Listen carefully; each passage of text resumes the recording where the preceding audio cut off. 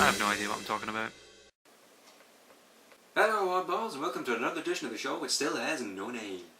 My apologies for not posting a video last Friday. I wasn't well at all. If you want to understand why, you can check out my vlog. I don't recommend you do that in any way, not using reverse psychology either.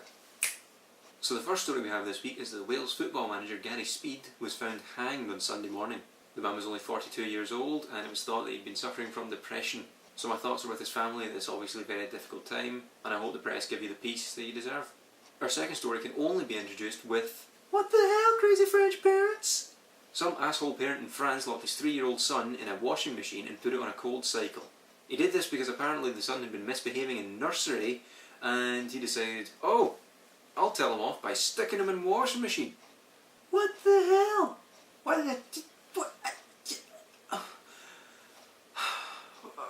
What rational thinking human being does this? Do you know what it was that the wee kid had done as well? It was just being a critic. He had thrown a drawing down a toilet. He just has his way of saying, that sucks. Fair enough. Everyone has their own way of expressing their opinion. He just thinks, well, it is shit, so I'll throw it in the shitter. So you, sir, are an asshole. There was no need for that. I mean, what the fuck, man? Now onto something I'm going to call quickfire news. I'm just going to fire a couple of different, little less interesting stories into one wee bit, so that I'm cramming it all down and you're not getting bored with all the details. Just the main points with, what's that? No one cares, just get on with it. Alright. Here goes.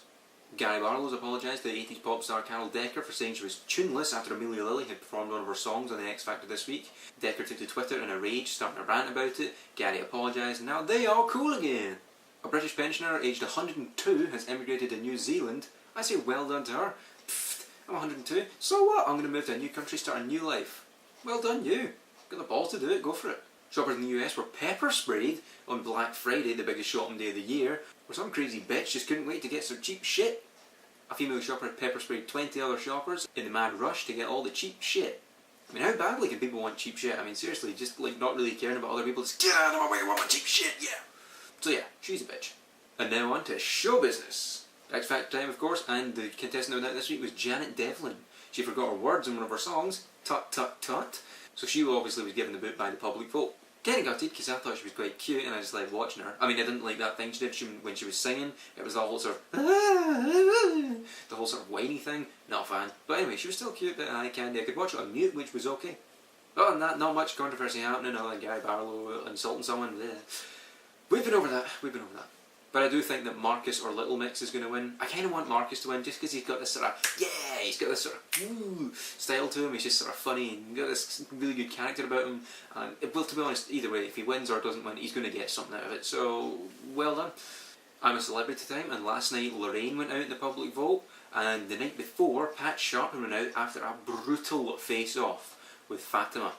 Fatima and Pat received the fewest votes from the public vote and had to do a Bush-Tucker trial in which they would face off head to head, and the loser was sent home. The trial involved having their heads encased in a plastic circle thing, and they would have disgusting animals shoved in there, and ooh, it was pretty gruesome. But the worst part, believe me, the worst part was yet to come.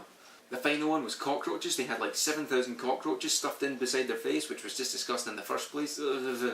But the worst part was when Fatima had one crawl up her nose, like physically inside, like right up there, and it got stuck. It got properly stuck, like she had to get a water injection up her nose and it all went and it came out like that. Oh, it was brutal to watch. I mean, I don't really get squeamish about things, but I was watching it going, oh no, I couldn't do that, no way, no. So that was pretty brutal. So well done to her for staying in the competition and avoiding the public vote yesterday. But it's not what we care about. The thing we really care about is that Jessica and Emily are still in it. I still have a reason to watch. And now I bring technology news for peeing men everywhere. Scientists have invented a game system which should be in men's urinals in the future. The games that are going to be there are going to be a skiing game or a pub quiz type thing, and how it's done is there's 3 buttons spaced out on each toilet, and basically you pee on the direction you want to go or the answer you want to give, and there's an infrared sensor which is going to pick up which direction your pee's going in, and that's how it plays. It's a sort of you pee your answer sort of thing, and then if you're really feeling special, you can upload your score to Twitter via your mobile phone. Wow! Is this really what scientists are spending their time on? Do you find a cure for cancer, Bob? No, I don't. I want to make pissing more fun. Oh my god, you're so right, let's do it. Let's go! I don't know why the second scientist was gay. But hey ho, he's sassy. And now if I were Philip DeFranco, I would say it's now time for our douchebag of the day.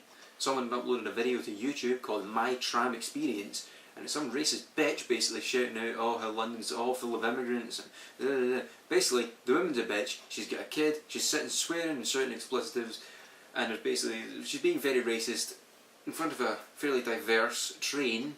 And a lot of people didn't like it, of course. I mean, this woman's a complete bitch, she's a douchebag, she's an asshole, and she deserves to be slapped. Not showing a very good example for the kid she's carrying, not being very considerate to the other passengers on the thing, and to be honest, not thinking with a stable state of mind. Last I heard, she'd been jailed for it, so well done, justice system. We're proud of you. So that woman is our douchebag of the day. So that's all for the second edition of the show, which has no name. If you want to name the show, put it in the comments below. I'll try and find some way of putting the title in the show, because I usually put a description of what's happening in the show up above my head here in the title. But I'll find some way of putting your hard work into the show. Again, sorry for having no video last Friday, I was just really ill. Won't happen again, I'll try and not be ill again for you guys, I promise, and if I do I'll try and have some sort of backup to show sort of thing where I'll put that up instead, just so you're not completely bored, or not really that many is care. So yeah, thanks for watching. I appreciate it if you guys would like this video, favourite this video, subscribe, do whatever you want, and show this video to your friends. It would mean a lot to me, and it's going to come back to each of you personally sometime in the future. So thanks for watching, I'll see you guys on Friday. Peace!